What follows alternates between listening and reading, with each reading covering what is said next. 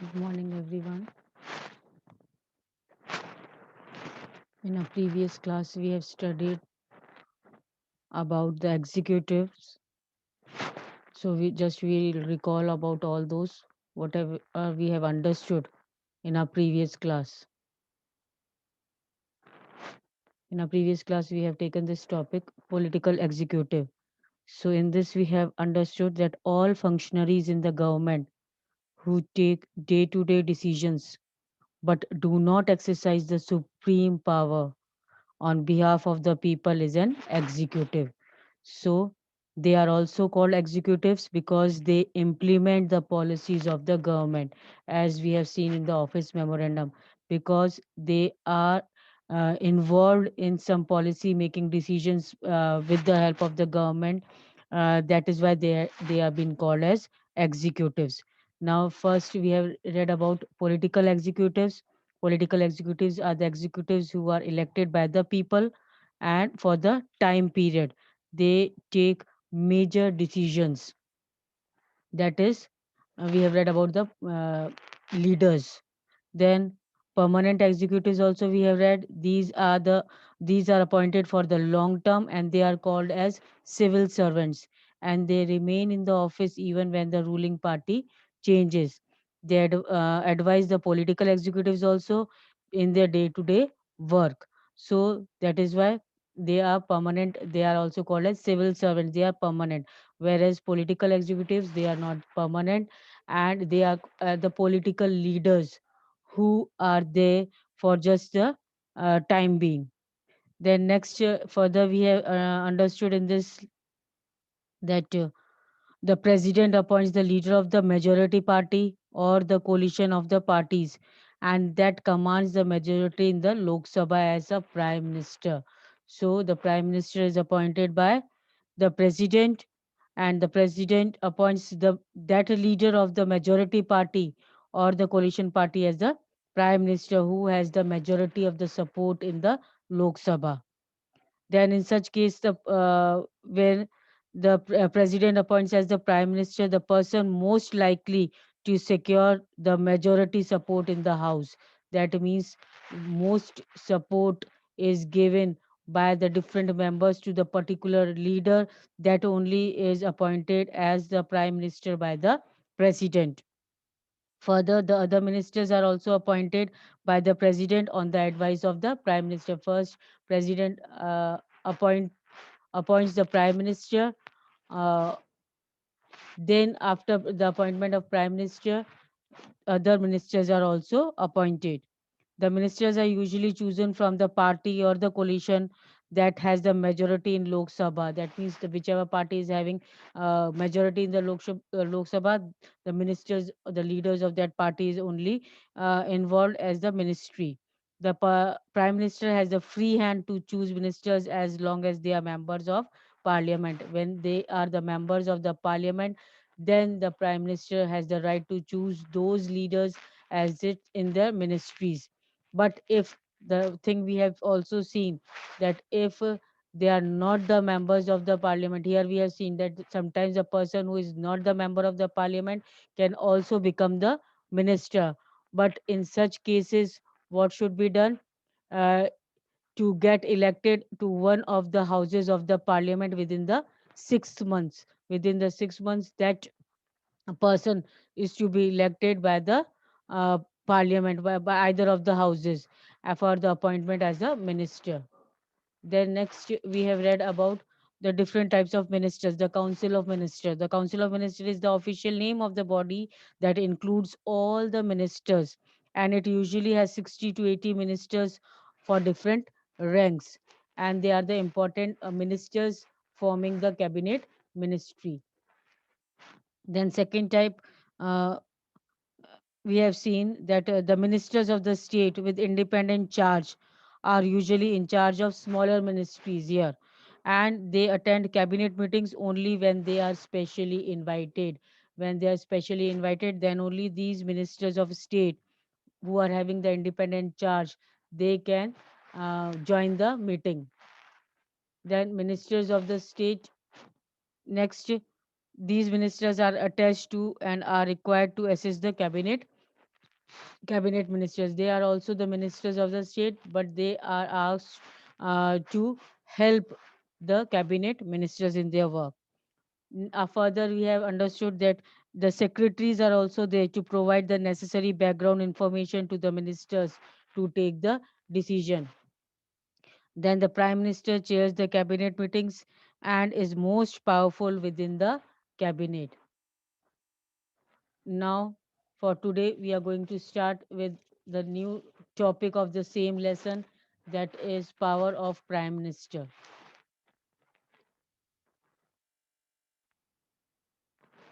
The constitution does not say very much about the powers of the prime minister or the minister or their relationship with each other. But as the head of the government, so prime minister is the head of the government. So as the head of the government, the prime minister has the wide ranging powers, means many powers is to be performed by the prime minister. Now, from here, the different powers which the prime minister performs is given. First, we can say that he chairs cabinet meetings. He chairs cabinet meetings. You can give the first point here.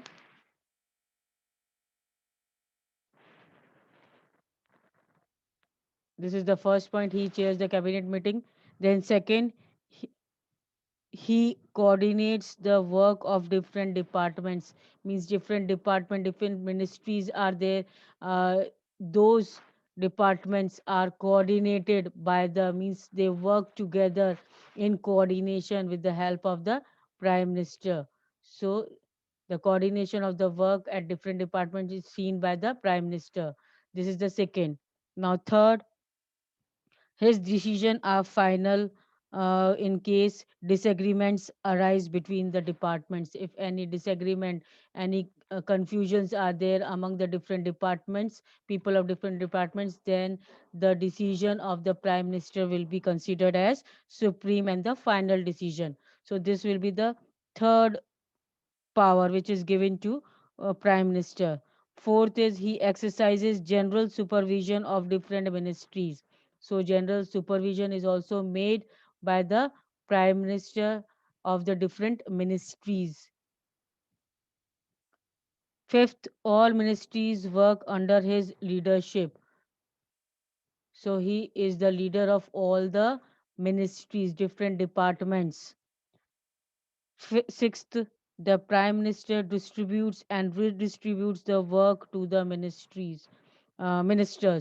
So now the distribution of work is also done by the prime minister. So this will be the sixth point. Seventh will be he also has the power to dismiss ministers. If prime minister wants, he can dismiss the ministers also. And eighth is there, when the prime minister quits, the entire ministry quits. That means if the prime minister has to quit, has to leave the seat in any case, the entire ministry, the cabinet ministry has to quit, has to leave the position. So clear all these 8 points. These are the 8 powers of the prime minister. Thus, if the cabinet is the most powerful institution in India, within the cabinet, it is the prime minister who is the most powerful. So, the powers of the prime minister in all parliamentary democracy of the world have increased so much in recent decades. In recent decades means in the decades. What is a decade? It is a period of 10 years. So, in recent decades, the power of prime minister has been increased.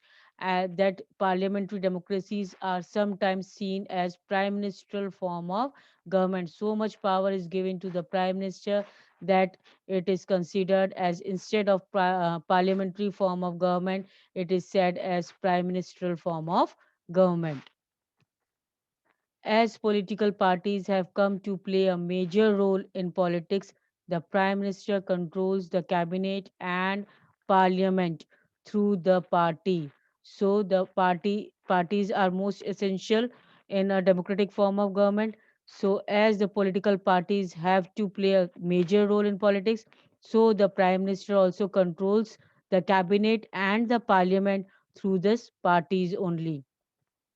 The media also contributes to this trend by making politics and elections as competition between the top leaders of the parties. So, during the election process, also you might have seen that media is very vigilant and he gives news off and on about each and every party. So, media also contributes to this trend by making politics and election as a competition between the top leaders of the party. He gives news who is having the majority and how many votes each and every party, means giving the m- messages, the information about each and every party leaders who are getting w- w- how many types of, how many number of votes.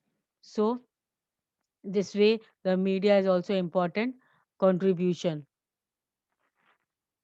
Then in India too, we have seen such a tendency towards the concentration of powers in the hands of prime minister. So in here in India also, uh, the concentration means uh, the powers are in the hands of prime minister. They are given in the hands of the prime minister. Most of the powers are given there. Then Jawaharlal Nehru, the first Prime Minister of India, exercised enormous authority because he had great influence over the public. Underline this. Who was the Prime Minister? Is the first Prime Minister of India? Jawaharlal Nehru, and he exercised enormous. Enormous means very powers, many powers, because he had great influence over the public. Much influence was there of the public. That is why he was enjoying the many powers there as a prime minister. So Indira Gandhi was also a very powerful leader compared to her colleagues. Compared to her colleagues means the working ministers. Indira Gandhi was also having a very much a power. And of course, the extent of power wielded by the prime minister also depends on the personality of the person holding that position. So the powers also depends. More and more power will be given to the prime minister, and it depends on the person who is the prime minister of and at that particular time, and that extent of power is wielded means exercised. Wielded means exercised by the prime minister, who depends on the personality of the person holding that position. That means what type of position, what type of person is that who is holding the position of the prime minister, and that thus he or she exercise the more number of powers. However, in recent years, the rise of coalition politics has imposed certain constraints on the power of the prime minister. So, due to the recent rise in the coalition politics, coalition means nowadays parties want that no particular one party should come and form the government, but two three parties together should form the government. So this is the criteria nowadays mostly found in the making of the government. So we can say that in recent years the rise of coalition politics has imposed, this has imposed certain constraints. Certain constraints means certain limitations. Due to the coalition form of government, certain limitations are there on the power of the prime minister. The prime minister of the coalition government means when the government is formed uh, by the with the two three parties together, then the prime minister of the coalition government cannot take decision as he likes, means one single person cannot take the decision, because so many parties are involved in the formation of that government. So any particular decision which is taken, it had to be considered by whichever parties are there involved in the making of the government. He has to accommodate different groups and factions in his party as well as among alliance partners. That means he had to adapt. Accommodate means adopt or help out the different groups or different factions. Factions means different split or different frictions. Diverse views are there. He has to adapt all those views, and also among the alliance partners, also he has to see to the alliance partners Alliance partners means the partners which are there in making of the government.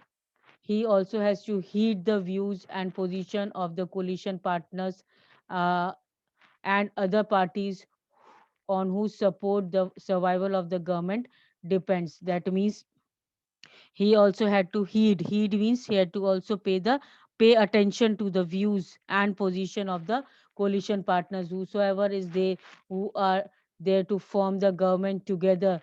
All the partners are there, so the any decision to be taken, it is to be considered by all the partners who had formed the government, and to pay attention to the views and the positions of the coalition partner and other parties on whose support the survival of the government depends.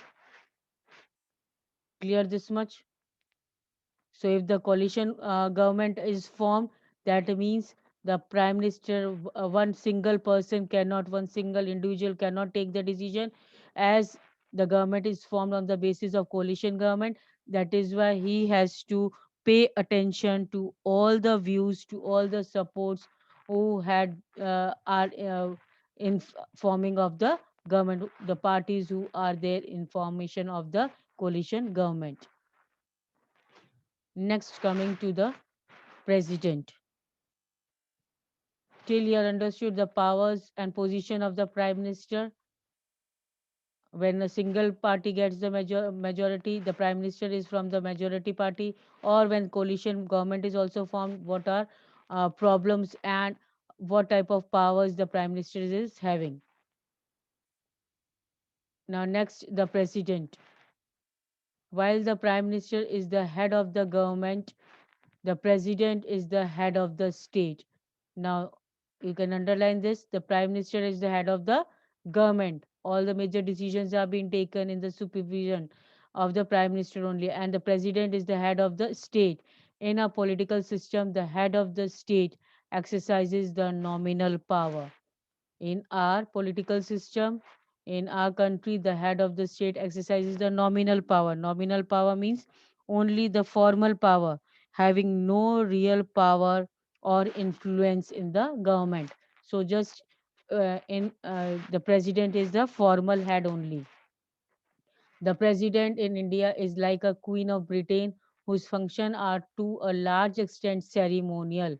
That means the head of the state, that is the president, is like the queen of Britain who has many functions to perform, but it is just in a ceremonial form. Ceremonial form means just formality is done, that he has so many powers the president is having, but uh, actually, if we see, then we will see that the prime minister enjoys most power, and the president supervises the overall functioning of all the political institutions in the country so that they operate in harmony to achieve the objectives of the state. You can underline this, that the president supervises. What is the work of the president? It supervises the overall functioning of the political institutions in the country as they operate in harmony. That means in peaceful way the administration take place of the state, and the president sees to all this work so that the uh, work of administration is run smoothly. The president is not elected directly by the people. The elected members of the parliament, that is MPs, and the elected members of the legislative assembly, that is MLAs, elect her. That means you can underline this. How is president elected? The president is not directly elected by the people, but he or she is elected by the members of the parliament. In short, we call as MPs, and the elected members of the legislative assembly we call in short as MLAs. So the MPs and MLAs elect the president. A candidate standing for the president's post has to get the majority of votes to win the election. That means the majority of votes are needed to win the election. This ensures that the president can be seen to represent the entire nation. As the same At the same time, the president can never claim the kind of direct popular mandate that the prime minister can. That means the direct contact to the public to ask for votes and all is not there in case of president. This means that she remains only a nominal executive, only the formal executive, formal head. The same is true of the powers of the president. If you casually read the constitution, you would think that there is nothing that she cannot do. That means the president can also perform the powers. All the government activities take place in the name of the president. Means whatever these are the function. First function you can underline that all the government activities take place in the name of the president. All laws and major policy decisions of the government are issued in her name. Means उसके नाम पर ही ये सारे issues होते हैं. Laws and policies are framed in the name of the president only, and all major appointments are made. This is the third. All major appointments are made in the name of the president. So this is the third function which president performs, that major decisions, major appointments related to the ministers and all, they depend for the decision of the prime minister. Now this include these appointments include the appointment of the chief justice of India. So who all are appointed by the prime minister? First the chief justice of India, then the judges of the Supreme Court and the High Court of the state, the governors of the state, the election commission, the ambassadors of the countries, etc. All these are appointed by the president. Then all international treaties, whatever treaties are made, decisions are made, agreements are made, then they are made in the name of the president only. And the president is the supreme commander of the defense. The president is also the supreme commander of the defense forces of India. So these are the five important points, five important powers which are given to the president. But we should remember that the president exercises all these power only on the advice of council of minister. So all these powers are given to the president, but they are exercised by the president only on the advice of the council of ministers. By the advice of council of ministers only, the president can perform all these functions. Now the president can also ask the council of ministers to reconsider its advice. The president can ask the council of ministers to reconsider the advice. Means whatever advice is given by the council of ministers to the president can ask them to uh, give, means take once again to consider that advice once again if president thinks that consideration is needed. But if the same advice is given again, she is bound to act according to it. That means if cabinet minister, council of ministers again give the same advice after reconsideration also, then that means the president has to act accordingly. Similarly, a bill passed by the parliament becomes a law only after the president gives the assent to it. So, this is another function of the president, that whenever any bill is passed by the parliament, it can only become a law if the president approves it. If president says yes, then only that bill is passed by the parliament. So if the president wants, she can delay this for some time or send the bill back to the parliament for reconsideration. Again, here also, if any bill president thinks that it needs a reconsideration for the parliament, then it can send back the bill to the parliament for reconsideration. But if the parliament passes the bill again, she has to sign it. That means again the same as uh, the council of ministers. We have seen that uh, if the after the reconsideration also, the same type of advice is given to the president by the council of ministers, then the president has to follow the same way. If any bill which is delayed or which is asked by the president to reconsider in the parliament, then if the parliament passes the same bill again in the same way, then the president has to sign it in all the cases. So you may wonder that what does the president really do? So whatever the function, the work is performed, either uh, they it means president alone is not responsible for functioning the work, but to exercise its power alone. But the council of ministers help him out, and he has to take the help of the council of ministers to perform the various functions, to perform uh, the things, means exercise the powers. So can she do, can she do anything on her own at all? Yes, we can say that one important thing which a president can do on her own is appoint the prime minister. As we have seen earlier, that the prime president has the power to appoint the prime minister. So this is the important thing that the president can do of her own.